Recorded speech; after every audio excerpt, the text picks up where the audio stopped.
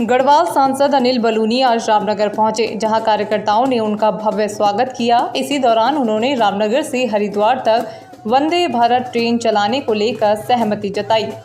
अनिल बलूनी ने लोक निर्माण विभाग विश्राम गृह में पंडित दीनदयाल उपाध्याय की जयंती पर आयोजित एक कार्यक्रम में हिस्सा लिया। इस दौरान उन्होंने कहा कि रामनगर से बंद पड़ी सभी ट्रेनों को फिर से संचालन को लेकर विधायक दीवान सिंह बिष्ट के साथ समीक्षा करना शुरू कर दिया है। कोशिश की जाएगी कि इन ट्रेनों को शुरू कराया जाए। साथ ही रामनगर से हरिद्वार तक के लिए भी वंदे भारत ट्रेन चलाने की कोशिश की जाएगी। सांसद अनिल बलूनी ने कुमाऊं और गढ़वाल को जोड़ने वाले धनगढ़ी और पनोद नाले पर चल रहे पुल निर्माण के कार्य का निरीक्षण किया। इस दौरान उन्होंने कहा कि अगले साल बरसात से पहले इन दोनों पुलों का निर्माण कार्य शुरू हो जाएगा। इस पुल से बरसात के दौरान होने वाली परेशानियों से लोगों को निजात मिलेगी। उन्होंने कहा कि पनोद और धनगढ़ी में काम कर रहे मजदूरों के सामने एक परेशानी थी कि उन्हें 5 बजे बाद काम करने की अनुमति नहीं मिल रही थी, जिसको लेकर कॉर्पोरेट प्रशासन और फॉरेस्ट के अधिकारियों से बातचीत की गई। बातचीत में ये तय कराया गया कि जब तक सूर्य अस्त नहीं होता है तब तक उन्हें काम करने की परमिशन दी जाए।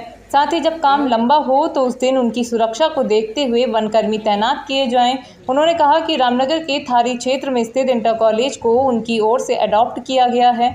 आने वाले कुछ दिनों में वो स्कूल देश के सबसे अच्छे इंटर कॉलेज में दिखेगा। देखिए, आज हमने जो धनगढ़ी पुल है और जो पनोद है जहाँ निर्माण कार्य जारी है, इसके वहाँ पूरा निरीक्षण किया है और वहाँ जो हमारे नेशनल हाईवे के अधिकारी थे उनसे भी बात की है और उनके द्वारा जो वहाँ कुछ समस्याएं आ रही थी उस पर भी बातचीत हुई है। ये NH के लोगों के द्वारा कहा गया कि 5 बजे के बाद उनको वहाँ काम करने की परमिशन नहीं है, तो तुरंत जो हमारे कॉर्पोरेट प्रशासन है और फॉरेस्ट के तमाम अधिकारियों से बात करके वहाँ पर ये तय कराया है कि जब तक सूर्यास्त हो तब तक इनको काम करने की परमिशन भी मिले।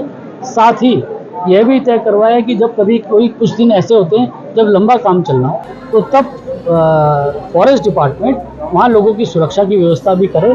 और हमें पूरा विश्वास है कि अगला जो बरसात आएगी उससे पहले दोनों पुल चालू हो जाएंगे। पहाड़ जाने वाले लोगों के लिए ऐसा होगा कि अगली बार से उनको नाले के रास्ते न जाके पुल के रास्ते जाएंगे और जो जान माल की हानि हो रही थी उसका भी हम नुकसान नहीं होगा, ऐसा हमें पूरा विश्वास है। तो ये बहुत अच्छी खबर है हमारे पहाड़ के लोगों के लिए और आसपास के लोगों के लिए। सरकारी अस्पताल जो कि वर्तमान में PPP मोड पर चल रहे हैं, इसका कार्यकाल बढ़ाए जाने के सवाल पर उन्होंने कहा कि इस मामले में स्वास्थ्य मंत्री से वार्ता कर इसका भी समाधान किया जाएगा। बता दें कि कुछ महीनों पहले स्वास्थ्य मंत्री धन सिंह रावत ने सितंबर के अंत तक इस अस्पताल को PPP मोड से हटाकर अक्टूबर से सरकारी तंत्र में चलाने की बात कही थी, लेकिन बताया जा रहा है कि PPP मोड का कार्यकाल बढ़ाने की कार्रवाई की जा रही है। उसको मैं एक बार जो स्वास्थ्य मंत्री जी से बात करके उसके बारे में जानकारी ले लूँ, नहीं तो वो उनसे बात करनी पड़ेगी। विधायक जी से बात हुई है, विधायक जी ने मुझे 2-3 ट्रेनों के बारे में कहा और मैं विश्वास दिलाता हूँ आप सब लोगों को, जो ट्रेन विधायक जी कहेंगे उसकी समीक्षा करके और निश्चित तौर पर वो ट्रेनें चलेंगी।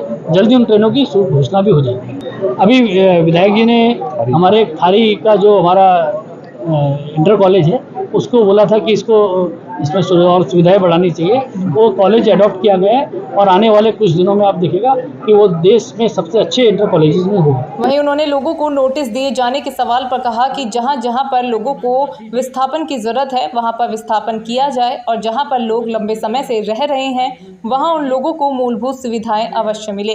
इसके अलावा अनिल बलूनी ने निर्माणाधीन रोडवेज बस स्टेशन का निरीक्षण करते हुए संबंधित लोगों को निर्माण कार्य में तेजी लाने और गुणवत्ता में किसी भी प्रकार का कोई समझौता न करने की हिदायत दी।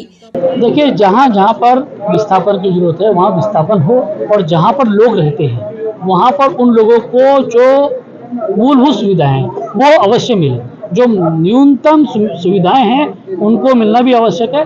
इसके लिए इसमें एक बैलेंस बनाते जहाँ जहाँ पर आवश्यकता है वहाँ पर हम लोग तमाम सुविधाएं देने के लिए बात करेंगे। और आप मान के चलिए जहाँ पर लोग रहते हैं उनको जो सुविधाएं हैं वो जरूर मिलनी चाहिए और उसको इंश्योर भी करेंगे। तो इसको मैंने आपको चुनाव के दौरान भी कहा था, जहाँ जहाँ पर हमारे वन ग्राम है और जहाँ पर इस तरह की बात हो रही है हम लोग फॉरेस्ट एडमिनिस्ट्रेशन से बात करके और प्रशासन से बात करके वहाँ पर उनको तमाम सुविधाएं मिले, ये हम लोग निश्चित करें। पार्टी के प्रत्येक कार्यकर्ता के लिए बहुत ही महत्वपूर्ण दिवस है कि आज भारतीय जनता पार्टी के हमारे